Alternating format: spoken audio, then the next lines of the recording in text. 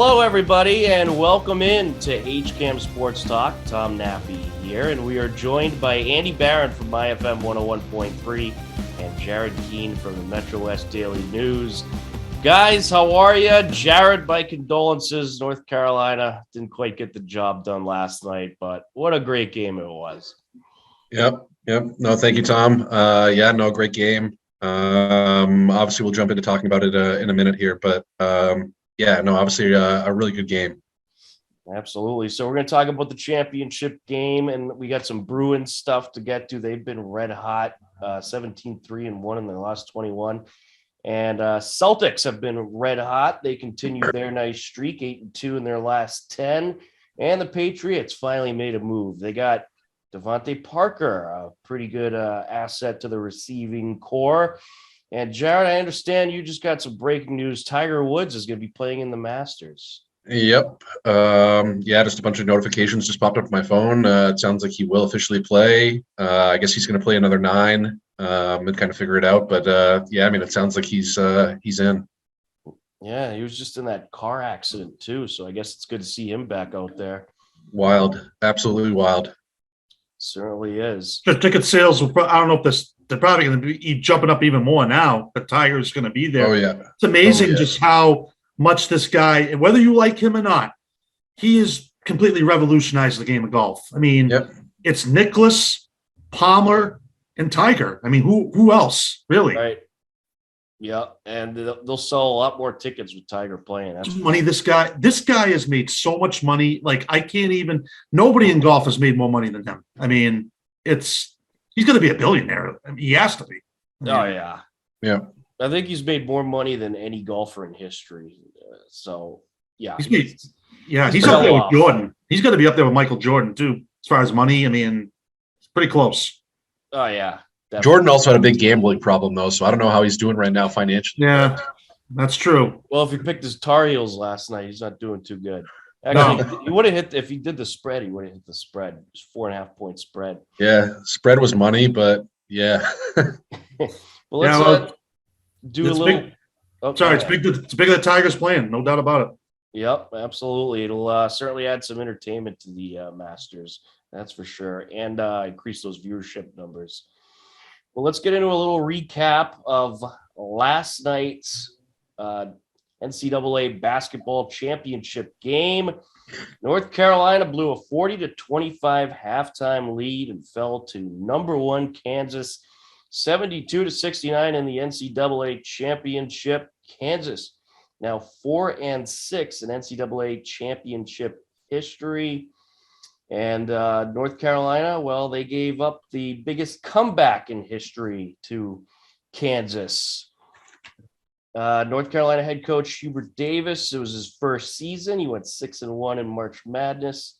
KSU head coach Bill South, his 76th March Madness game. Both head coaches succeeded Roy Williams, which is certainly interesting. And perhaps the most amazing stat from last night, each team led for exactly 18 minutes and 32 seconds. That's nuts. Which is just insane. I really wonder how many championship games you get each team leading for exactly 18 minutes and 32 seconds. But in the first half, Kansas started off on a 7-0 run. And then North Carolina took a 12-11 lead with just over 13 minutes left. Kansas retook the lead at 8:46 left, 20-18, but then they went pretty ice cold.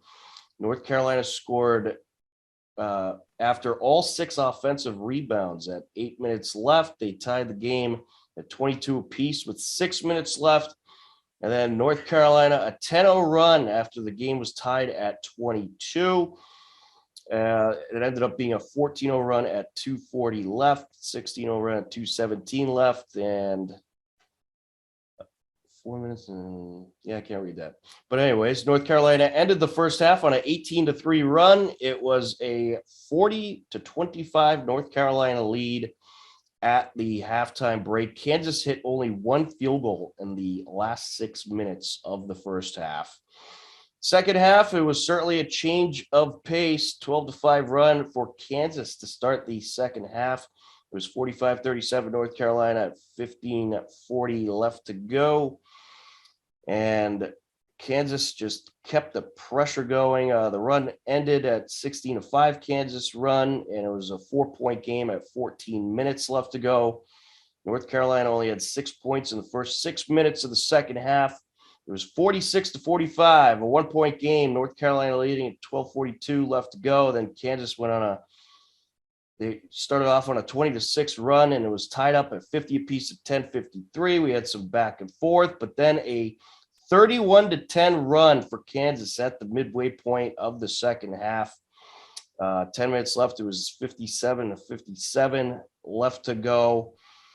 And then some back and forth from there, but a brutal miss by North Carolina to potentially send the game to overtime by Caleb Love. He misses the buzzer-beating 3, which would have tied it.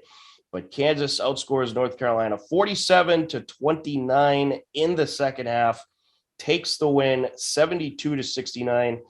Kansas had 5 guys with double-digit points. Jalen Wilson with 15, David McCormack with 15, Christian Braun with 12, Ochai Agbaji with 12, and Remy Martin off the bench with 14. For North Carolina, Armando Bacot had 15, Brady Manick with 13, RJ Davis 15, Caleb Love with 13, and Puff Johnson with 11. So both teams had 5 guys in double digits, but a great game, a great back and forth game, and a heck of a comeback by Kansas. What are your guys' thoughts about this game? It's pretty amazing what North Carolina did all season with a first-year head coach and a young team, but Kansas, the biggest comeback in NCAA championship history. Jared, what do you think? Yeah. I don't really know where to start. Credit to Kansas, I think, first off. Bill Self made some really, really good adjustments at halftime. They came out to put some more pressure on us in the second half. Got some buckets in transition, and again made some adjustments at both ends of the court that I think really gave us some problems. I give first off, a real bonehead play. I think it was DeJuan Harris at the end of the game, stepping out of bounds, giving North Carolina another shot with 4 seconds left. And on that play, you can see Brady Manick stumble to the corner. I think the ball was going to be reversed there back to Manick in the corner for a 3. But obviously Caleb Love had to take a tougher shot because Manick, again, off balance, didn't really have his footing. Unfortunate. But again, just credit to Kansas, credit to Bill Self. They played harder in the second half. And, that being said, couldn't be more proud of the run UNC had. For a team that had a fairly average regular season, got blown out by a bunch of teams that, some were really ugly, lost to some teams we don't normally lose to. But Hubert Davis, I give him a ton of credit. He not only did he do a great job, but he really got the team going. And again, probably the most important time in the season. Got him playing at a high level, and again, beat the likes of Baylor, in the tournament, which I don't think many people saw coming. Obviously took down St. Peter's that Kentucky couldn't do, and among others. Again, just a terrific run. It stinks to come up short. And you can look at so many things about this game. But yeah, just again, stinks to come up short, and but again, credit to Kansas, they earned it. Absolutely. Well, UNC, they'll certainly be back. They're a young team, and first year head coach Hubert Davis, what a job he did with that program to get him to this point. Yeah. Andy, what are your thoughts? I thought Puff Johnson gave some great minutes as well. Puff Johnson was immense. Yes. Obviously, I think it, he took a shot in the stomach and, was a little vomit there for a minute. But, he gave some really good minutes off the bench for a team that, we don't use a ton of subs. So was really happy with his effort last night too. He kind of picked up the slack from Caleb Love, who was 4 for 16 from the field. He was not very good from the field. Yeah, him and RJ Davis both struggled a bit from the field, which was unfortunate. But, again, it is what it is. I thought North Carolina took too many threes. There was times that they seemed ice cold. They just kept taking 3 after 3. I thought that was part of the problem. They should have continued that first half strategy of really just driving in and going for the 2. Yep. But, certainly a tough loss, but, they have nothing to really hang their heads about getting to this point in their situation. Andy, what are some of your thoughts about last night's game? Well, Kansas has really been tested throughout this whole tournament. They've had leads, and then they've had leads shrink against them. Go back to the Providence game where, the Friars had them on the ropes, and then Miami had I think they had a lead on them going into the half. And then Kansas, they seem to be a second half team, though. It really seems like where they've really had their mojo going there. They really dominated Villanova, who was beat up. But you got to give North Carolina credit. They deserve to be there. They're a talented team. I just think Kansas was just a little too much, especially down the stretch. I'm going back to that game, and Jared, you can chime in on this too. But when they had that 25-point lead against Baylor and nearly lost that game, do you think that kind of hurt them a little bit? Because they had a 15-point lead is a big lead. I mean, in college basketball, and I don't know. I mean, that maybe they got a little too comfortable. Thomas is saying, I mean, they beat Duke and they powered over them. They beat them pretty. Oh, sure. And they listen. They've been a great team in Duke, absolutely. And I'm not taking anything away from them. It just seems like, I guess it's tough. You're up by that much. The whole world's watching you, and it's got to be hard. But Kansas has seemed like they were a little bit more tested down the stretch because they're a good basketball team. I mean, I kind of was a little unsure about them going into this tournament because sometimes when you're in that 1 seed, you get that bullseye on your back. But they certainly earned this championship. You can't take anything away from them. If I'm being honest with you guys. You can ask my dad or whatever. I told a few people yesterday, again, as badly as I wanted UNC to win, that I actually thought Kansas was going to win. From a neutral standpoint, I thought Kansas was going to win. Well, you did pick them on the show, so we do believe you. Okay. Yeah, I mean, but, Andy, what you mentioned about the Baylor game, I don't know if that necessarily hurt UNC last night. I mean, again, they showed a lot of grit in that Baylor game to eventually pull that win out, especially after blowing a 25-point lead. Crazy. To blow a 15-point lead in a national championship game, not ideal. But obviously, I mean, that's pressure. And again, I don't know if it hurt them, but I think it's more about giving Kansas credit for the adjustments that they made in the second half to really take control of the game. I mean, that spurt there by Kansas, you saw the way they can dominate teams and really control the pace of the game. Yeah. UNC had no pace last night in the second half. I mean, Tom, you just hit on it with the offense. Too many jump shots, not enough pace. Yeah. And again, I mean, a couple of big buckets by McCormick down the stretch. They executed perfectly down the stretch, and I mean, just UNC didn't, which is unfortunate. But yeah, I mean, again, so many things you can talk about with this game. Pace is a huge thing with basketball. I think a lot of people don't realize that, but it's massive. I mean, if you're out of pace and out of sorts, it's hard to win. Yeah. But this Carolina team is going to be still competitive. They're not going anywhere. I don't think Kansas is either. Maybe they meet up again next year, but it just stinks to have that lead just evaporate like that. And it kind of evaporated quickly too. And you're like, this Kansas team was very powerful. They came out, they pressed. They pressed. They did some more things on the offensive end, drove the ball a little bit more, kicked it out. Remy Martin started hitting a few shots. I mean, again, just really impressive adjustments by Bill Self, who is obviously an experienced and talented coach. And again, as much as I like Hubert Davis, I don't know if he had the readjustments to counter Bill Self's adjustments. But again, I mean, like we talked about, UNC still had a shot in the end. I mean, 3-point game. again, I kind of wish Brady Manick didn't stumble on that play with 4 seconds left. Because maybe he gets a good look from the corner and buries it. I mean, he's a great shooter. So somebody made a point. Sorry to interrupt. Somebody made a point about this. You notice how the court is like on a stage?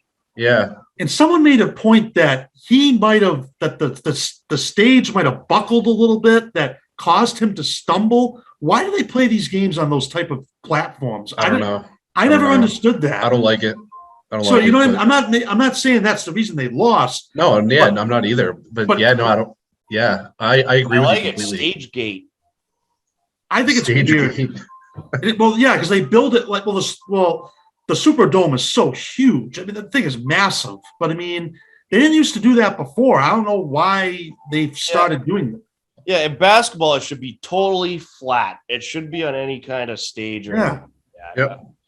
Because that stage could give way. You just don't know. I mean, you got a lot of people on that floor, and I mean, you're running hard. One little divot, you're getting tripped up in basketball.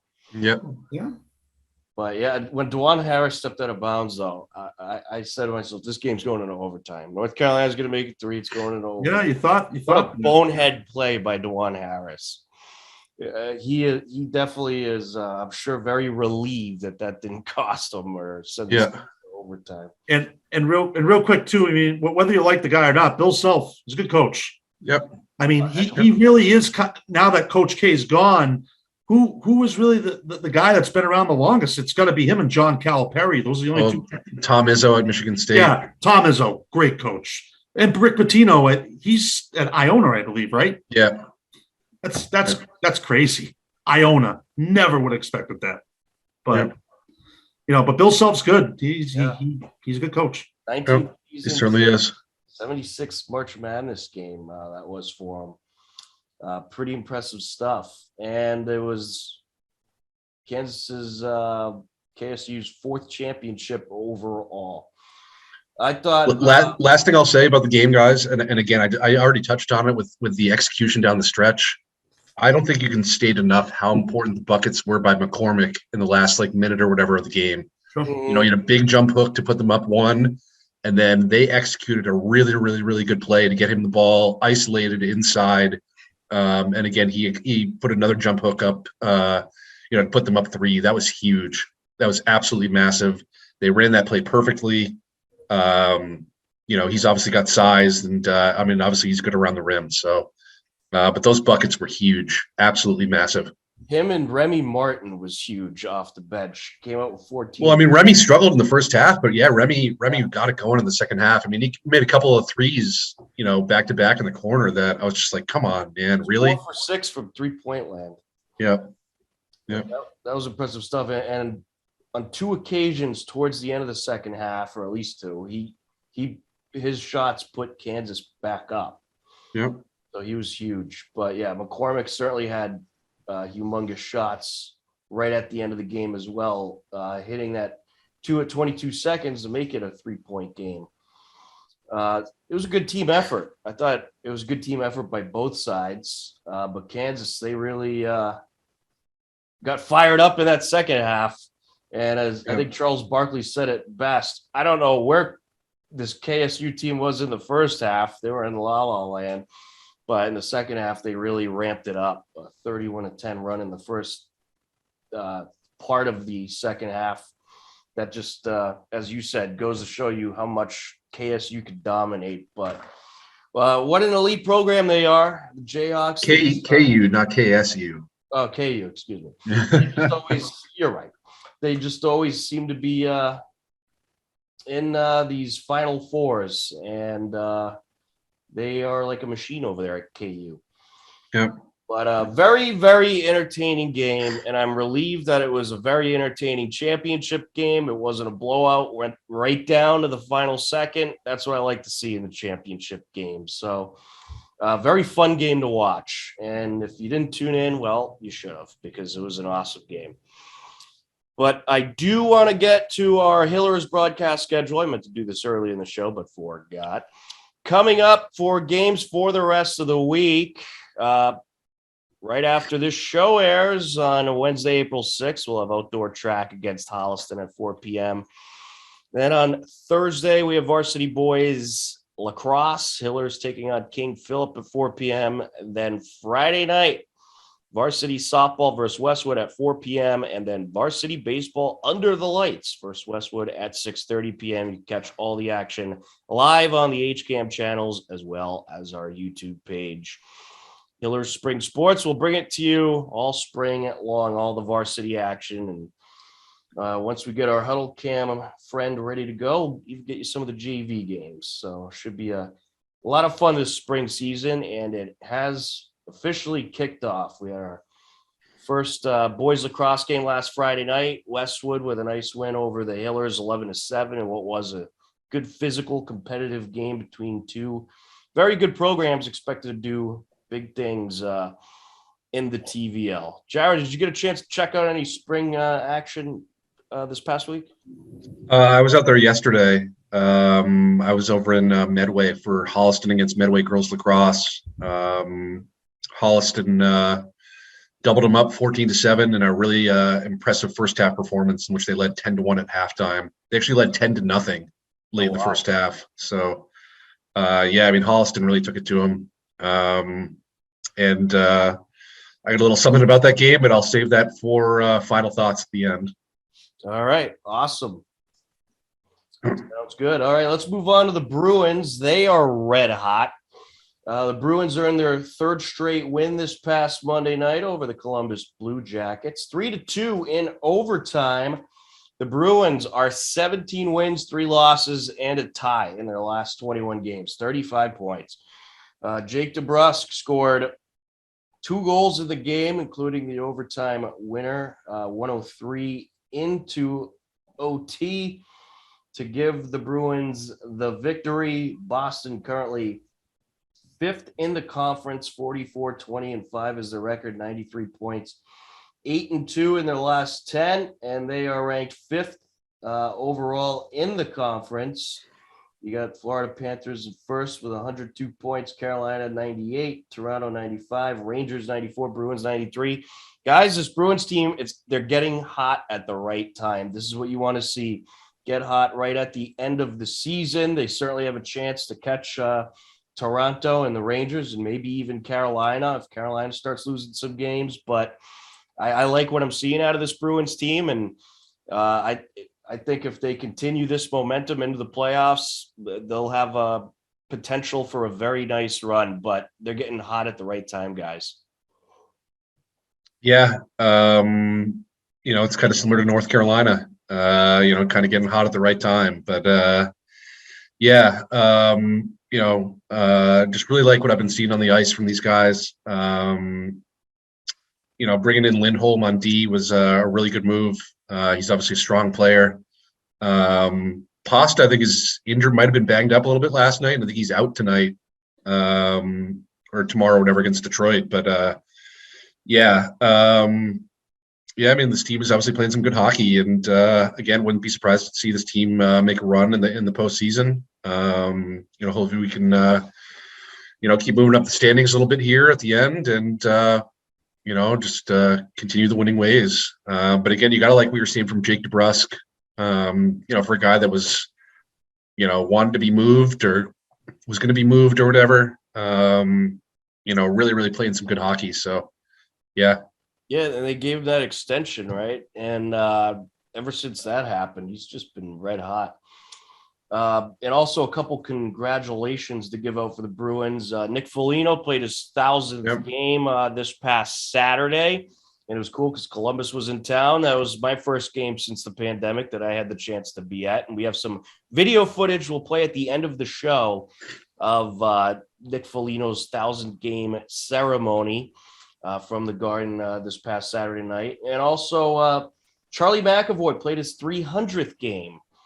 And throughout 300 games, 32 goals, 37 assists, 9 power play goals, and a plus 98 rating. Pretty impressive stuff by Charlie McAvoy in his first 300 games. And there was a great tweet comparing him to Victor Hedman from Tampa. And Hedman's first 300 games, He had 26 goals, 89 assists, 2 power play goals, and a -4 rating. So the argument is Charlie McAvoy is going to be way better than Victor Hedman. But Andy, any thoughts about the Bruins? They're red hot lately. They are. There's no doubt about it. They're playing great hockey, and they're playing great hockey at the right time, as you both mentioned. As we're looking into the playoff picture, because now you can start seeing who there's a potential that they could play. The one team that still I don't want to play is Tampa Bay. They just listen. They're the defending champs, guys. Okay, and the Bruins. I'm not saying they can't beat them, but that's still a tough matchup. I think they can beat Toronto. I don't like Carolina either. I think it's another tough matchup for this team. I don't know. Florida, I'm not really as concerned about, just because I think they're kind of like Jared. I think you mentioned this last week, how they're or they. We might have mentioned this on the buzz as well, that they're a very offensive team. I feel like with those teams that are very good defensively is where the Bruins have trouble. But I don't like the matchup with Tampa Bay. I don't know. In a 7-game series, it's a totally different ballgame. Yeah, it certainly is. You're likely going to have to see one of them down the stretch. Well, yeah, you're going to have to. No question about it. But I actually don't really like the matchup with Toronto. Obviously, the Bruins got rolled by Toronto recently, and you could see kind of how many problems Toronto could cause for the Bruins. Austin Matthews is an elite player, but even outside of him, their forecheck, they really, really took it to us. And again, that is not a team I think I would want to see. And I know they would have had a great season, but I don't know. I don't think I would want to see that team. You want the home ice too. You do not want to go to Game 7 for Toronto. That place is going to be absolutely crazy. Like I've said it before, but hockey night in Canada is unlike anything you've ever seen. Yep. And Jared, I kind of see where you're going with that. That could be a tough matchup. Yep. Yeah, you could jump them in the standings still. You're only 2 points behind. Yeah. You obviously have to keep this red hot streak going, but you got a chance here to even move into second if somehow you get past Carolina. But you could at least certainly get the 3rd or 4th spot, which I think would be huge for this. Yeah, I think that's more realistic. The 1 seed is still really tough. 3, 4, 1 probably not. Yeah. No, well, I don't think you're getting the 1 seed, but 3, 4 is certainly realistic, and 2 is within reach, I would say, if Carolina starts faltering down the stretch. But I think when you have this kind of momentum, anything's possible. And the big question mark is, can they keep this up? It's been quite a while now. The last 21 games, they've been very good. And even in those 3 losses, they were all pretty competitive losses. They haven't really gotten blown out in the last couple months. So as long as you stay this side, I think anything's possible. And the thing I've noticed about the Stanley Cup playoffs, doesn't matter what seed you are, it kind of matters what you did in those last 10 games or so. Yep. Does for sure. Absolutely. All right. And also, speaking of red hot, the Boston Celtics continue to be red hot.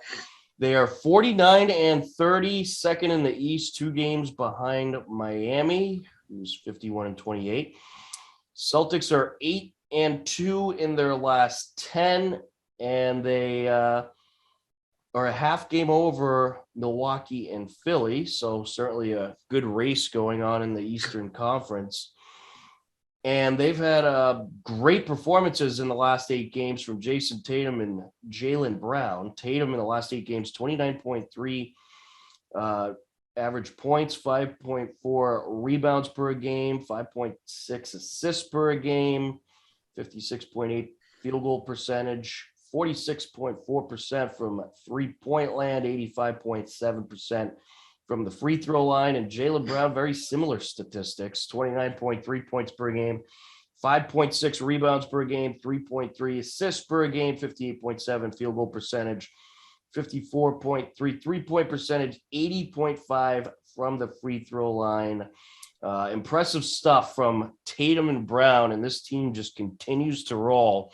And I do believe that this Celtics team has everything it takes to win the East, especially if Tatum and Brown keep playing like they have been. It's been a lot of fun to watch, and I just think that this team just has bits and pieces of everything you need. Good defensive players, good rebounders, great shooters. I like what I'm seeing out there from this team, guys, and I certainly give them a shot. They do have a tough stretch coming up. They'll wrap up the season with Chicago on Wednesday, Milwaukee on Thursday, and Sacramento on Sunday. So 3 very tough matchups, and 3 matchups that could certainly determine playoff spots as well. That Milwaukee game is going to be huge. Is that the Sacramento game in Sacramento? No, they're actually playing Memphis in Memphis. Oh, okay. Yeah. All right. yeah, correction. It's not Sacramento. That was just my scrabbly writing. It's Memphis on Sunday. And that Memphis team, they're pretty good out of the West too. So you got 3 teams with good records in the last 3 games, and I like that. I think it's a great tune-up for the playoffs because it's going to be really postseason play right now. Seeing that you got 2 teams on your heels, a half game behind, you certainly want to try to hold that second seed. Should be a fun stretch, but I like as long as this team stays hot for this week and rolls into the playoffs, I think they got a shot, guys. I do too. Right now they're in the second seed. It might be tough for them to go past Miami. I don't know if they're going to be able to. There's only 3 games left, but right now they're playing either Cleveland or Atlanta. And that's honestly, though, I think Atlanta would be tougher because they got Trae Young. He is really, really good. And the Atlanta has given the Celtics some problems over the years in the playoffs. I still like the Celtics in the series if that's who they end up playing. But I think tomorrow night with Chicago and then Milwaukee, I think Milwaukee's better than Chicago. I think we all agree with that. The Milwaukee game will be a big test, especially since you still don't have Robert Williams in there, who hopefully will be back at some point in the playoffs, but it's still kind of a question mark there if he will be. But yeah, the Celtics have been great. I mean, there's no doubt about it. They've turned the corner, and if Tatum and Brown keep playing the way they are, which I believe is the key, Marcus Smart can continue to be good defensively, then yeah, I think the Celtics have just as good a chance as anybody to win the East. But it's all about matchups. That's the key, especially in the NBA. So if you're able to win these games with Chicago and Milwaukee, I wouldn't even play anybody against Memphis because at that point, what's the point? Right. If you don't have a chance for the 1 seed and to move up, why are you even going to risk playing anybody and getting anybody hurt? Get these guys rested, get them right, and get ready for your first round matchup because playoffs are a different ball game. But so far so good. I think the team is playing a lot better, and if they can get Williams back and he's good to go, really changes everything. Yeah, it certainly does. And yeah, I agree. I mean, unless you have a shot at the 1 seed, you don't play anybody in that last game. You rest up, get ready for the postseason. But at this point, I would say it'll certainly be a disappointment if they don't make it out of the first round because they've just played so well down the stretch. It's going to be a tough matchup no matter who you get in that first round. But I think, especially in the NBA, it just seems those teams that get hot at the end of the season, they really make good runs. So Yep. I certainly give them a chance. Jared, any Celtics thoughts? Yeah, I think I think Andy hit the nail on the head for a lot of that. Again, it's all about matchups. But one thing again I look at, and I think I mentioned it on the show last week, is the job that Ime Udoka has done. Again, just really getting this team, playing harder at both ends of the court, being able to execute, offensively, really locking in defensively. Again, sort of similar to Hubert Davis, kind of getting the team going at the right time. And, yeah, it's been great to see. I think it's pretty fair to say that Jason Tatum is probably my favorite player ever to play at Duke, which everybody probably knows that I despise. But I mean, the guy is just elite, man. He's so good. It's, every game he just does something where you're just like, really, man? Did you actually just do that? Like, I mean, his offensive game is so smooth. And Jaylen Brown, this is a guy that was being talked about as being a trade piece or whatever. No. I mean, the guy is so athletic. He can flat out play. He gives obviously Tatum another compliment at the offensive end of the field or of the court.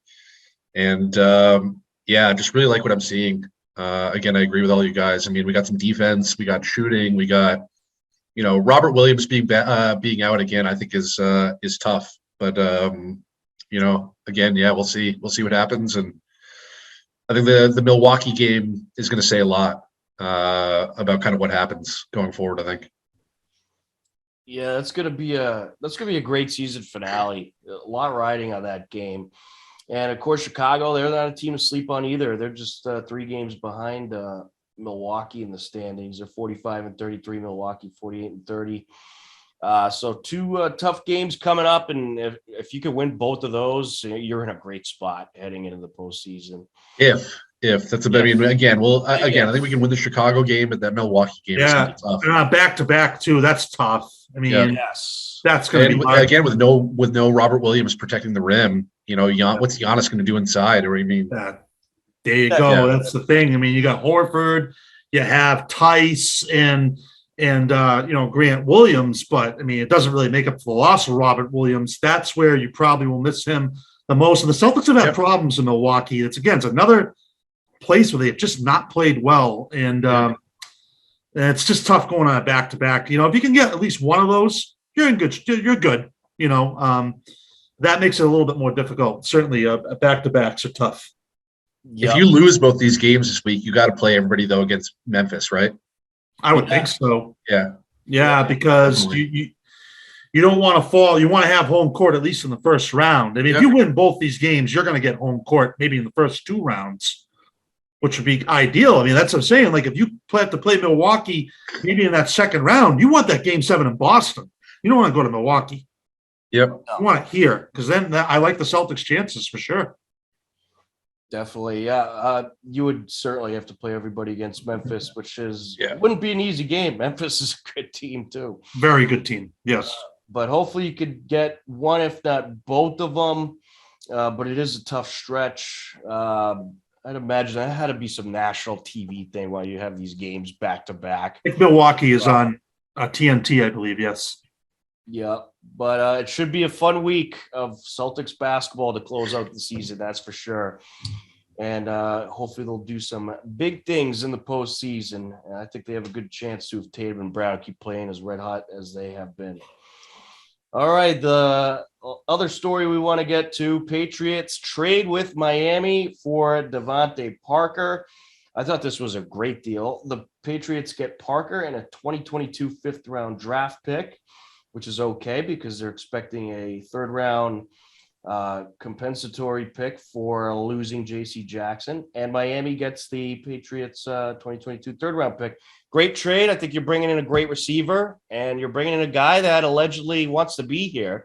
And he's been talking about coming to the Patriots. And you needed another receiver, I think. And right now, if you look at the Pats receivers, you got Devontae Parker, Jacoby Myers, Kendrick Bourne, Nelson Aguilar, and N'Keal Harry, and Ty Montgomery is like the top 5 or so. And I think it's great that you're bringing Parker in because last season Aguilar was not reliable at all, and N'Keal Harry will hopefully be shipped out of town. Kendrick Bourne, he got better as the season went on. Jacoby Myers was pretty good, but I think Parker is a solid, pretty solid number 1 guy, or maybe a number 2 behind Myers, but most likely they'll probably go Parker at number 1. But I like the deal. And you gave up not too much for this. It's a nice little addition. What do you guys think about Devontae Parker coming to the Patriots? Andy, we'll start with you. Finally, they got somebody who is a legit receiver. I mean, and a lot of people have been complaining that, well, he gets hurt a lot. Yeah, that's like that really at any position. But he changes a lot. You now have to game plan for this guy. There's no doubt about it. He runs good routes. I mean, he doesn't have like Tyreek Hill speed, but he's very, very comparable. The receiving core got better. You have to admit. I mean, you got him, Kendrick Bourne, Jacoby Myers. 3 pretty good players. I still think you need that one more receiver, though. We'll see if they get somebody in the draft. I don't think they're probably going to sign anybody else after this. And then you got a good tight end with Hunter Henry. So, I mean, N'Keal Harry's probably most likely done. Nelson Aguilar, Jared was right on this. He was not crazy about the signing last year, and I can kind of see why. I mean, I think he's talented, but he just didn't really seem to to fit in yet. But Devontae Parker, yeah, it's a big signing, no doubt about it. But this team still needs a lot more. They still need to beef up the offensive line. They still need some more guys on defense. This doesn't make them a Super Bowl favorite or anything, but it certainly at least kind of gives us a little bit of hope. Okay, I mean, something. Something. Right, exactly, something. He's a good player. There is no question about it. He is a very talented player. And I'm excited to see what he can do. You know, I mean, it definitely is going to help Mac Jones. There's no doubt about it. Absolutely. I love the addition, and it's certainly a piece you needed. I think you're good at receiver now. Concentrate on that O-line, concentrate on that defense, concentrate on that pass rush. I think the offense is in a much better place with Parker.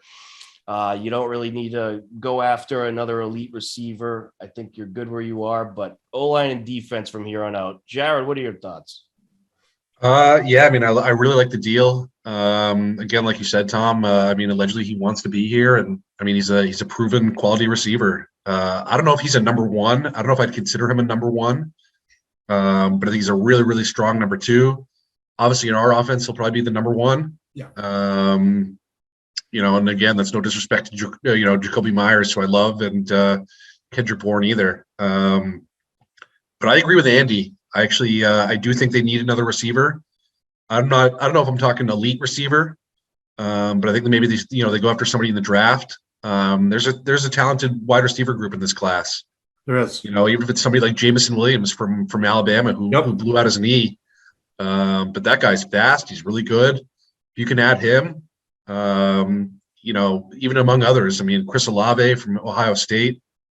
Bunch of guys in this draft. So I would like to see them add one more. But obviously, like you guys both said, there's other places that we need to shore up as well. Offensive line, linebacker, you know, even other places on the defense. So, yeah. You know, we'll see what happens in the draft. I'm curious what they do in the first round. I don't know if they'll go linebacker in the first round, or I'd be a little shocked if they went receiver in the first round. Again, considering there's a pretty good receiver class, and they could probably get somebody a little bit later. But yeah, I mean, obviously a great move. And again, as he pointed out, you know, didn't really give up a lot to get him. So yeah, great move. Yeah, and I think adding a receiver in the draft, definitely a possibility, definitely something you should do. But I think you really want to target that defense, target that O-line, because last year you really just didn't have a pass rush.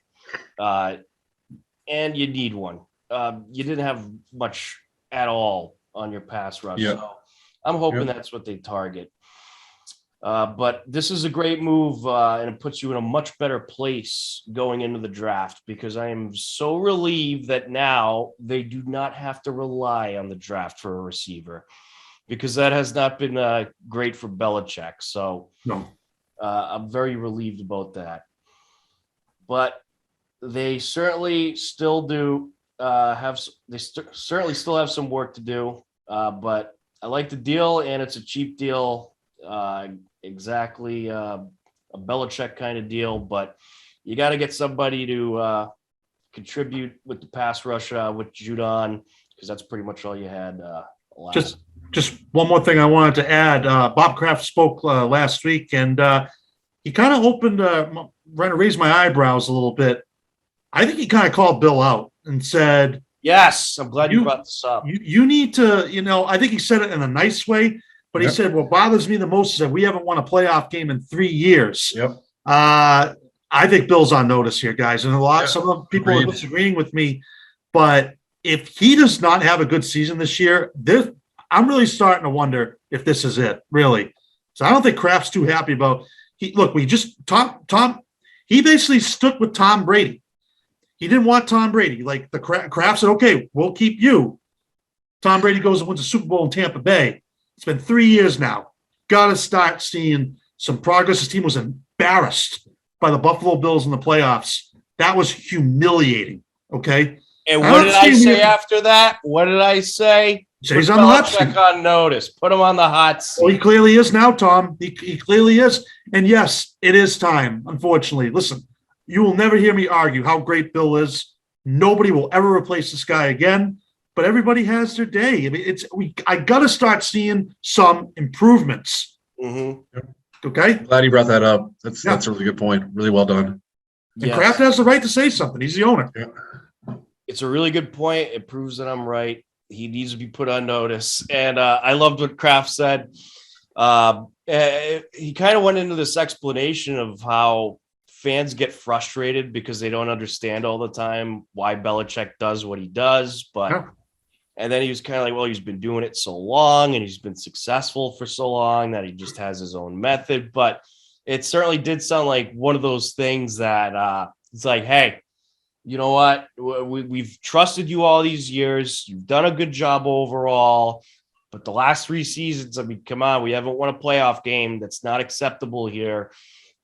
Do something this year. Make it happen. Because if we have another season like last year, or we don't make the playoffs, or we finish under 500, I'm not going to be happy. So I feel that's what he really was saying, but he was certainly sugarcoating it in a nice way. Yeah. You think this Parker move was a direct result of Bill being called out? Could have been. No, I also think that the deal was such a good deal that why not? Because all you're giving up is a 3rd-round draft pick, which you're going to get another one anyway for losing J.C. Jackson.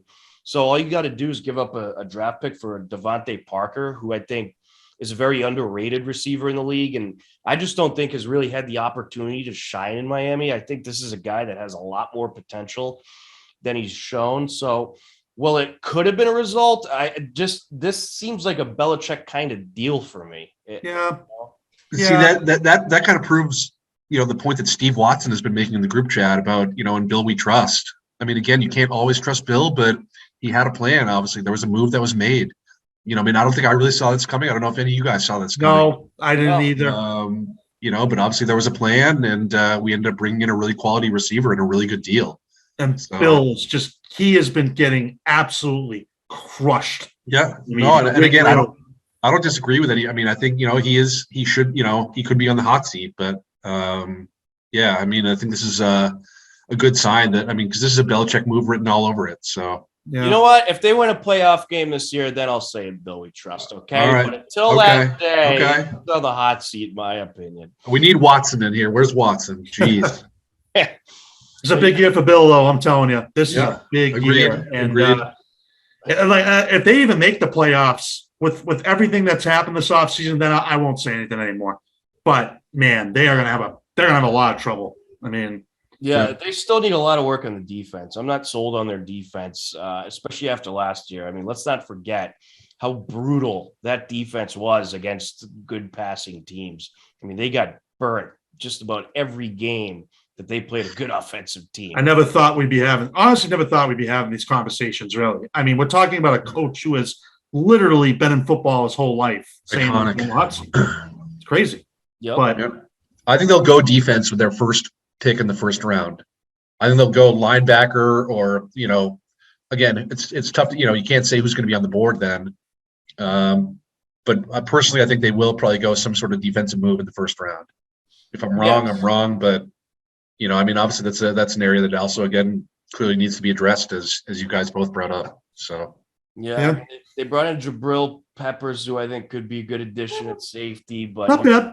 He's a guy that's off an injury, an ACL tear. Usually you're okay coming off of those. Usually.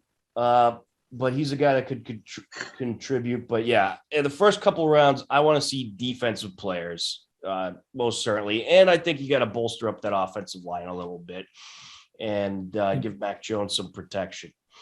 But believe it or not, we have a few minutes left. So it is time to go into final thoughts. And Jared, we'll start off with you. Any final thoughts?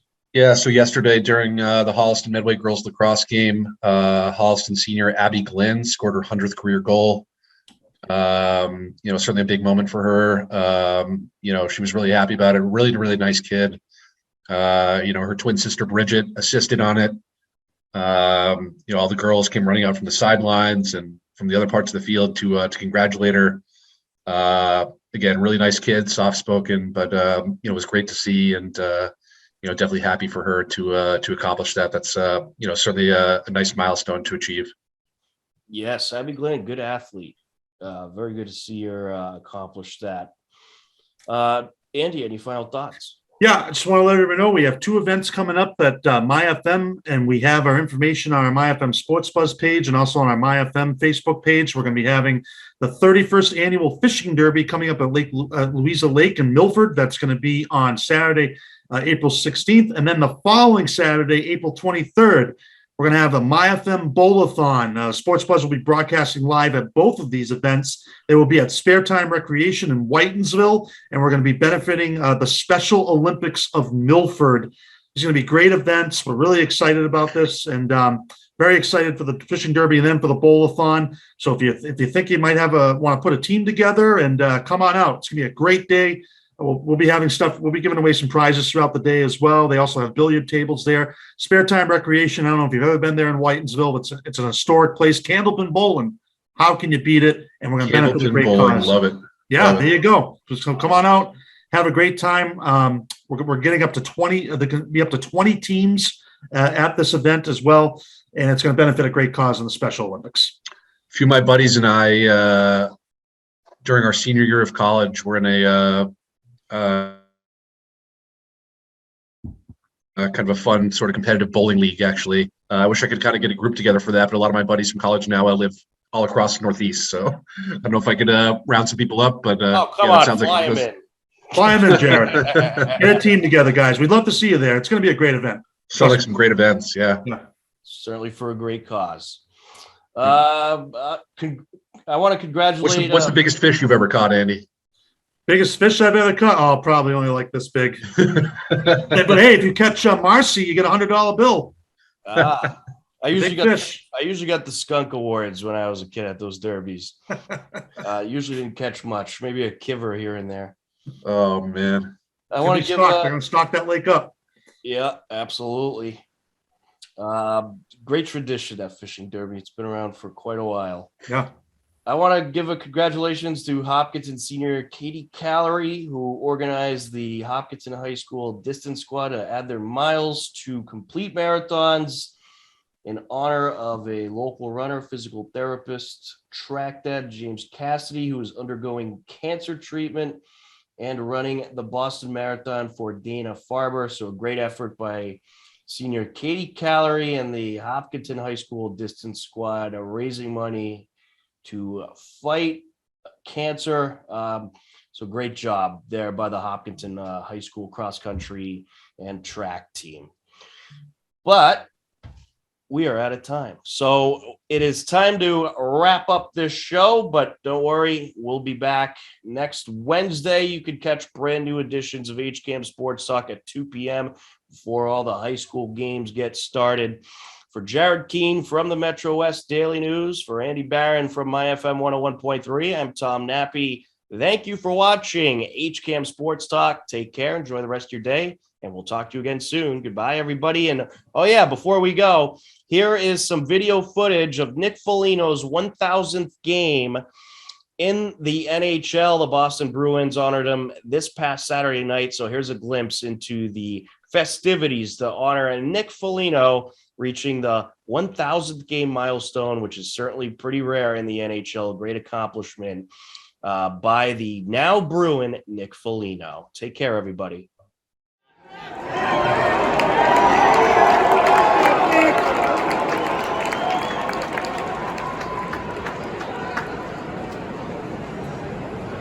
Next, we'd like to welcome Columbus Blue Jackets General Manager Yarmo Capeline.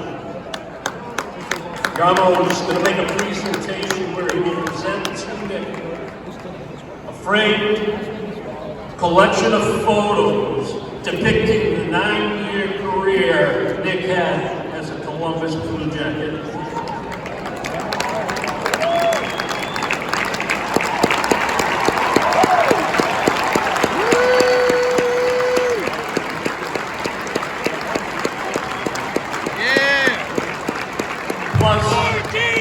Donation in the amount of $10,000 to the Hearts Playbook on behalf of the Blue Jackets players and the Blue Jackets Foundation.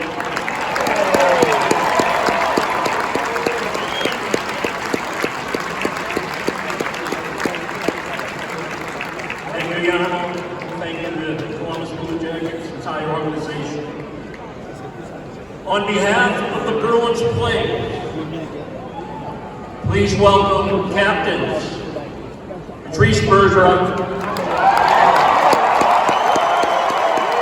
Brad Garcia,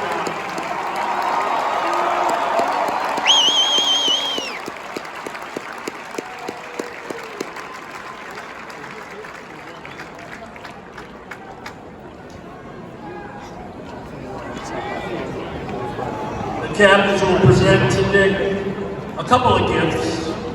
First, special Breitling watch.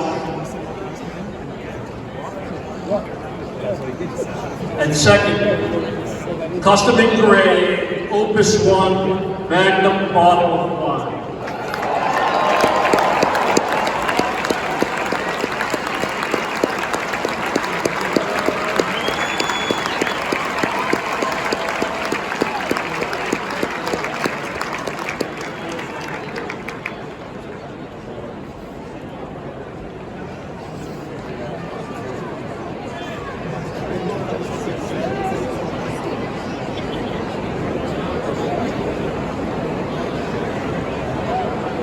Now please welcome the Bruins General Manager Don Sweeney, who will present to Nick the traditional silver stick given to all players that reach the 1,000 play plateau.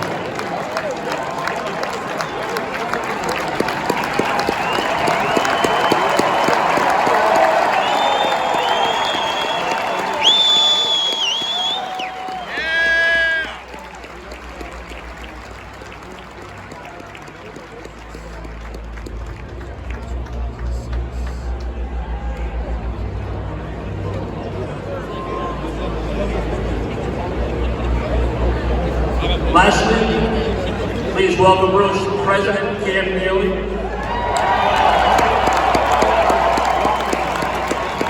Cam will present to Nick a custom painting commemorating Nick's NHL career.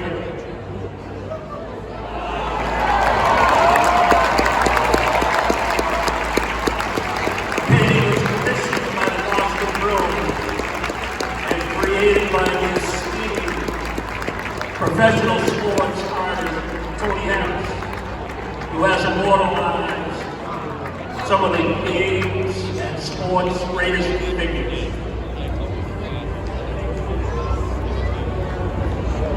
Thank you, Donnie. Thank you, Cam.